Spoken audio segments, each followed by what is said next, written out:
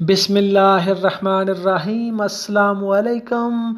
قیامت کا دن پارٹ 13، غریبوں پر خرچ نہ کرنے کی سزا۔ اور جس شخص کا نامہ اعمال قیامت کے دن اس کے بائیں ہاتھ میں دیا جائے گا، وہ نہایت ہی حسرت سے کہے گا کہ کیا ہی اچھا ہوتا کہ مجھ کو میرا نامہ اعمال ہی نہ ملتا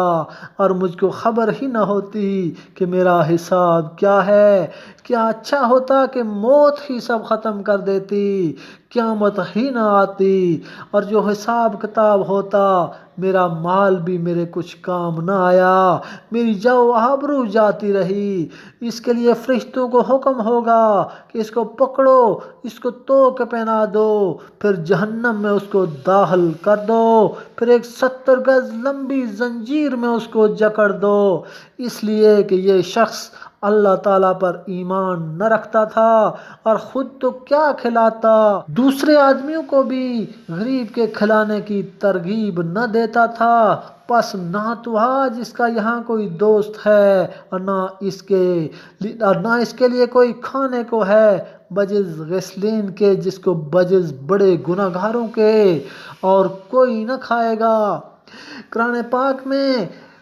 کھانا کھلانے کے لیے بار بار ارشاد ہوا ہے، اور کھانا کھلانے کا بہت بڑا اجر و ثواب ہے۔ اور ان لوگوں کو جو دنیا میں لوگوں کو نہیں کھلاتے تھے،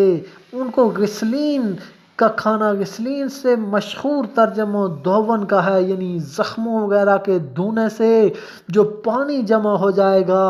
وہ غسلین کہلاتا ہے۔ حضرت ابن عباس رضی اللہ تعالی عنہ سے نقل کیا گیا ہے کہ زخموں کے اندر سے جو لہو اور پیپ وغیرہ نکلتی ہے وہ غسلین ہے۔ حضرت ابو سعید خدری رضی اللہ تعالی عنہ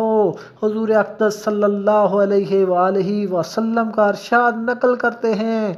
کہ غسلین کا ایک ڈول اگر دنیا میں ڈال دیا جائے تو اس کی بدبو سے ساری دنیا سڑ جائے۔ توفی شامی رحمت اللہ علیہ نے نقل کیا ہے کہ وہ زنجیر جو 70 گز لمبی ہے، اس کا ہر گز 70 با ہے، اور ہر با اتنا لمبا ہے کہ مکہ مکرمہ سے کوفہ تک جا پہنچے۔ حضرت ابن عباس رضی اللہ تعالی عنہ سے اور دوسرے مفسرین سے نقل کیا گیا کہ یہ زنجیر پاخانہ کی جگہ سے داخل کر کے ناک میں سے نکالی جائے گی اور پھر اس پر لپیٹ دی جائے گی، جس سے وہ بالکل جکڑا جائے گا۔ اس آیت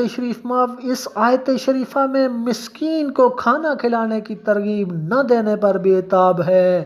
اس لیے آپس میں اپنے عزیزوں کو، اپنے احباب کو، ملنے والوں کو، غربا پروری پر، مساکین کو کھانا کھلانے پلانے پر خاص طور پر ترغیب دیتے رہنا چاہیے کہ دوسروں کو ترغیب دینے سے اپنے اندر سے بھی بخل کا مادہ